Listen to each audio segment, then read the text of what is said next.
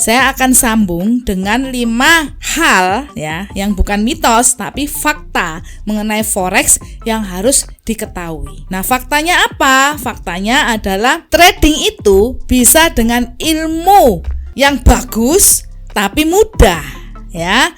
Kalau tadi kan mitosnya ilmu yang bagus susah. Nah, ini bisa Bapak Ibu ya. Misalkan saja yang tidak perlu menggunakan indikator, nggak ribet, nggak ngelihat gambar-gambar yang berwarna-warni, atau menggunakan indikator tapi nggak banyak, misalkan 1 saja, jadi nggak bingung, jadi gampang gitu ya. Nah, contohnya di trading mancing itu sangat mudah sekali dilakukan, padahal ilmunya bagus, hanya menggunakan 1 indikator dan tinggal lihat warnanya saja, warna apa yang di atas, warna apa yang di bawah, kemudian kita open posisi buy dan sell, dan sudah ada panduannya, mata uangnya apa. Jadi sangat mudah sekali ya, semua orang bisa melakukan, belajarnya sederhana, bahkan 1 hari sudah bisa ya. Kemudian tradingnya juga tidak harus di depan laptop. Saya biasanya kalau pengen trading, bangun pagi, saya open posisi, udah saya tinggal, nggak saya lihat-lihat lagi. Kalaupun saya mau cek, saya lihat di HP saya. Seperti itu Bapak Ibu. Kalau mau close, saya juga ambil HP dan saya close. Saya bisa tinggal tradingan saya di rumah, laptopnya nggak saya bawa, saya hanya bawa HP dan saya bisa kemana-mana. Saya bisa traveling. Bapak Ibu kalau lihat YouTube saya, tentunya Bapak Ibu sering melihat perjalanan-perjalanan saya, forex traveling. Saya suka sekali untuk melakukan liburan-liburan Bapak Ibu. Gimana kalau tradingan saya ini ribet, susah, harus di depan laptop ya, dan profitnya selalu terukur.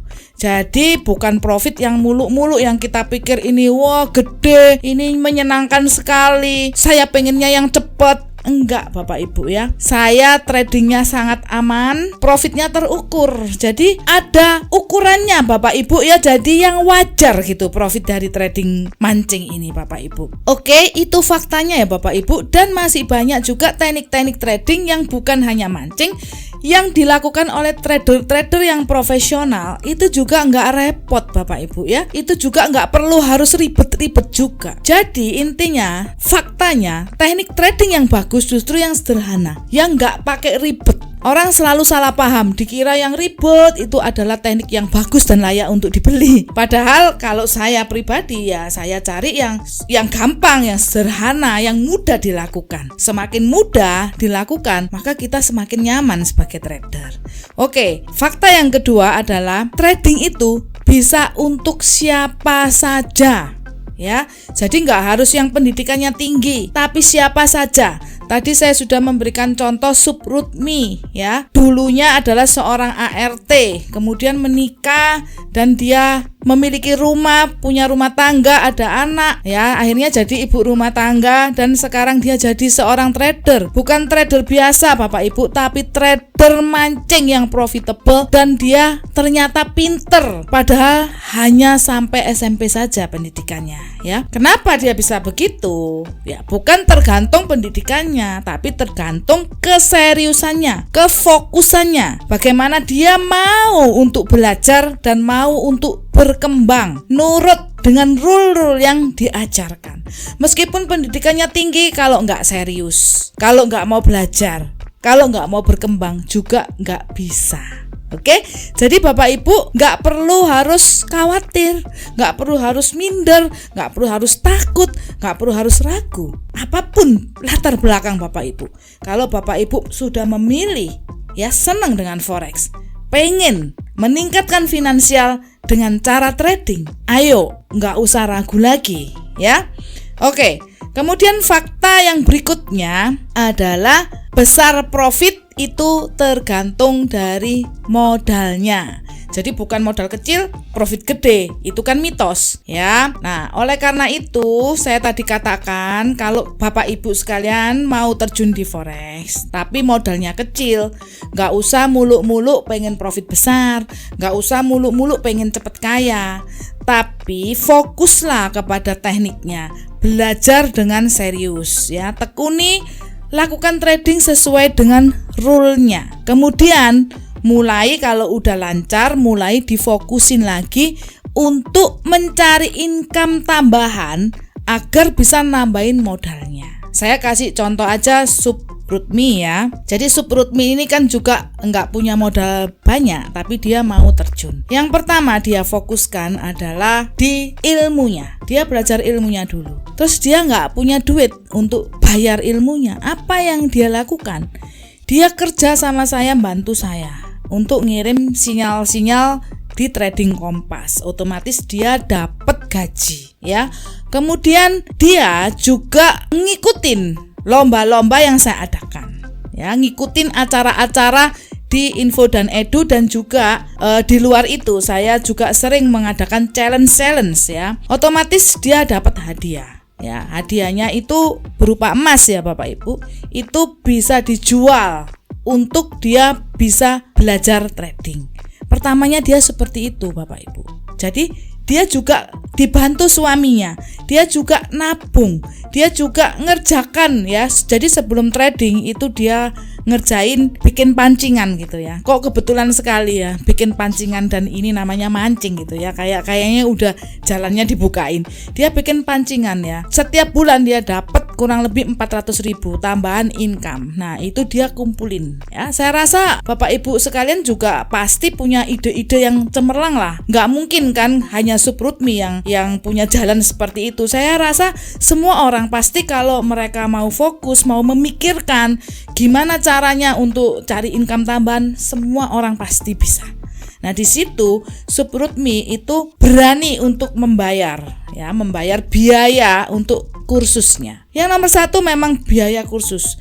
Jangan mikir modalnya dulu, karena Bapak Ibu percuma punya modal besar kalau nggak bisa tradingnya juga nanti habis uangnya. Setelah mendapatkan ilmunya, maka dia melakukan trading hanya dengan $10 disenkan ya, $10 saja disenkan. Nah, terus dia tetap kerja, profit dia posting ya. Saya punya grup Info dan Edu. Jadi dia posting, kalau profit diposting di Info dan Edu, kalau profit lagi diposting di Instagramnya, karena dia belajar. Jadi diajarin sama saya tuh nurut banget, diikutin cara-cara saya. Terus seperti itu akhirnya dia ditanyain orang, Mbak, ini kok bisa profit? Dia cerita, karena dia udah belajar jadi bisa jelasin. Cerita seperti ini, 1 orang, 2 orang, 3 orang. Terus dia seperti itu. Kemudian dimasukkan sama dia di Super Mega Profit. Dia ngajarin juga ya, karena dia praktek juga ngajarin di Super Mega Profit untuk ngajarin klien-kliennya dia. Nah, akhirnya dia dapat komisi. Nah, komisinya itu dibuat nambahin modalnya dia. Akhirnya dia punya banyak gitu ya. Punya banyak akun, sekarang sudah 8 akun. Dia bikin 12 akun, yang 4 itu masih demo. Jadi awalnya itu cuman 1 yang trading beneran, lainnya itu demo. Sekarang dia sudah punya banyak dan modalnya sudah nggak $10 ya, udah lumayan besar. Jadi bukan berarti orang yang punya modal kecil terus nggak bisa sukses. Bisa, tapi ada caranya. Bukan trading ngawur gitu ya. Terus dipasang lot gede supaya profitnya gede, terus bingung, nggak punya ilmu tapi punya modalnya tuh dikekep gini ya, orang Jawa bilang tuh dikekep gini, nggak mau dilepasin, pokoknya minta ilmu gratisan, kemana-mana mau gratisan. Nah, nggak ada ya Bapak Ibu ya. Kalau memang satu perusahaan ini berbisnis untuk menjual ilmu ya, nggak bisa gitu dimintain gratis ya, nggak bisa, di mana-mana juga harus bayar gitu ya.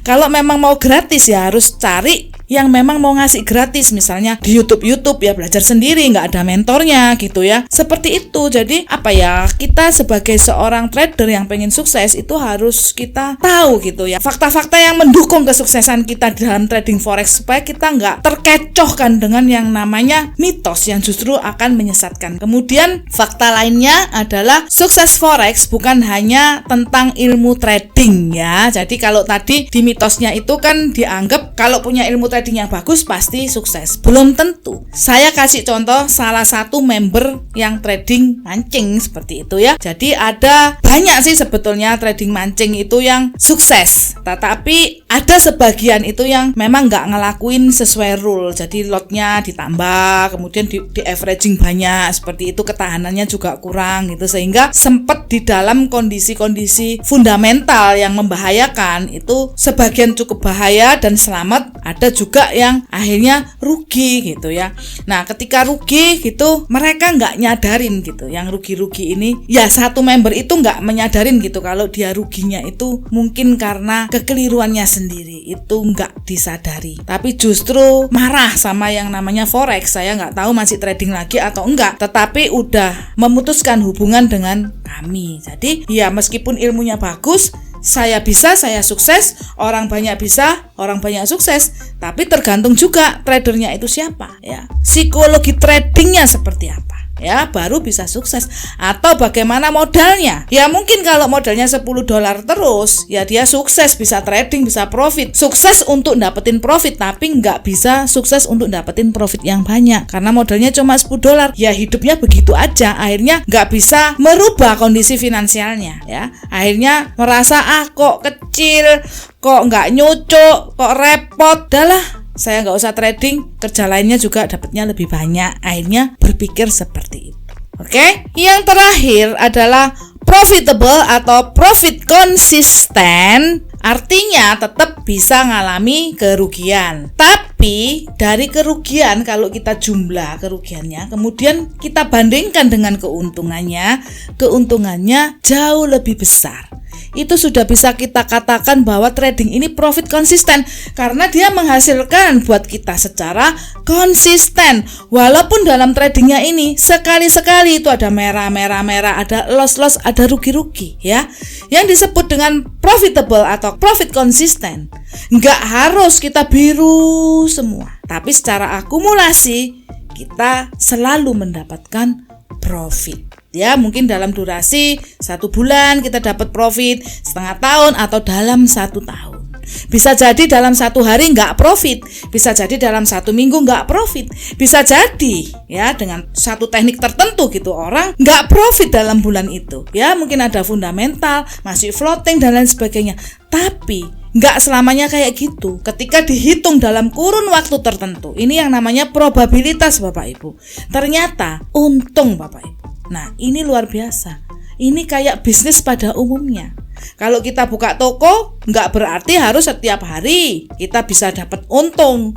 Ya, bisa jadi hari itu kita masih rugi karena yang beli nggak banyak, masih tekor dengan pengeluaran kita, dengan sewa tempat dan lain sebagainya. Tapi ternyata setelah 1 bulan atau setelah 1 tahun dihitung ternyata hasilnya profit. Nah ini yang disebut dengan profitable atau profit konsisten. Kemudian kalau durasi itu tentunya nggak bisa dipasti-pastiin. Kayak di trading mancing pun itu nggak bisa dipastiin karena trading mancing ada masanya, ada masa panen, ada masa ya mengelola profit ya seperti itu. Jadi nggak selamanya kita profit, tapi kadang-kadang itu kita nggak profit ya. Tapi setelah kita akumulasi ternyata kita untung gitu. Nah inilah yang disebut dengan profit konsisten. Nggak bisa ditentukan kapannya, sebanyak apa ya.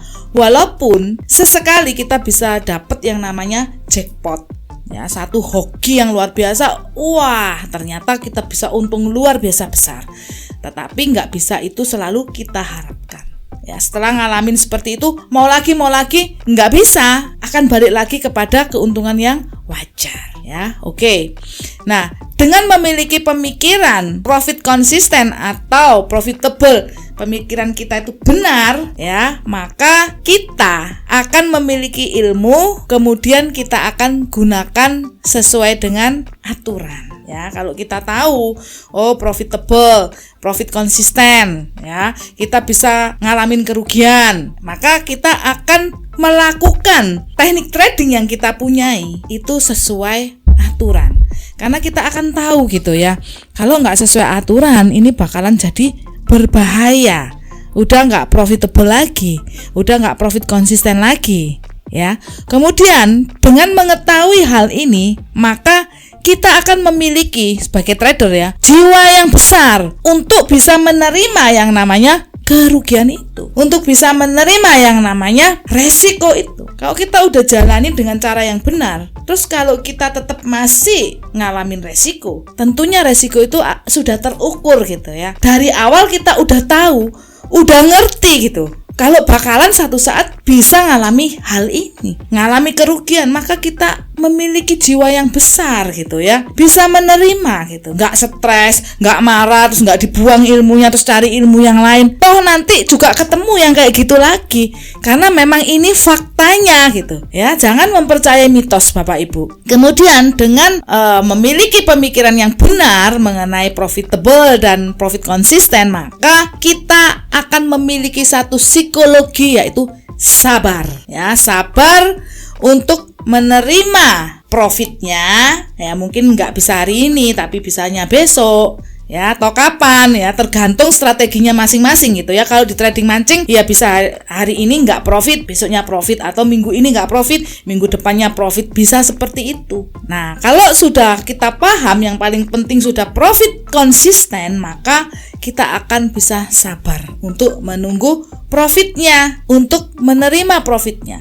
Mau besar, mau kecil, kita terima. Mau lama, mau cepet, kita terima. Yang paling penting profit konsisten, nggak sampai loss, hilang semua uang kita, nggak sampai rugi habis MC. Kalau kerugian-kerugian yang wajar yang sudah kita ketahui sejak awal, ya nggak apa-apa Bapak Ibu, karena demikianlah faktanya kita trading. Oke? Baik Bapak Ibu, demikianlah mengenai mitos dan fakta dari dunia trading forex. Semoga bermanfaat bagi Anda semua. Dan salam sehat, sehat tubuhnya, sehat teknik tradingnya, dan salam profit luar biasa. Bye-bye.